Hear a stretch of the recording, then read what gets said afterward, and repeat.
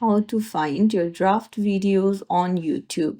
Hey everyone, welcome back to the channel. If you are new here, don't forget to hit the subscribe button and turn on the notification bell to not miss any updates.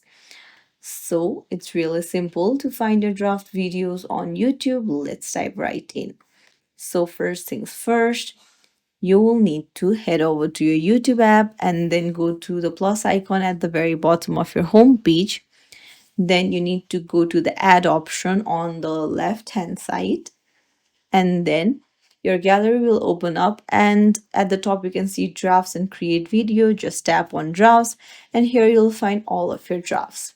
You can tap on the three dots and you can delete it, or you can just tap on it and start editing it again. If you found this tutorial helpful, don't forget to like the video and subscribe to our channel for more tips and tricks. Thank you for watching. See you in the next video.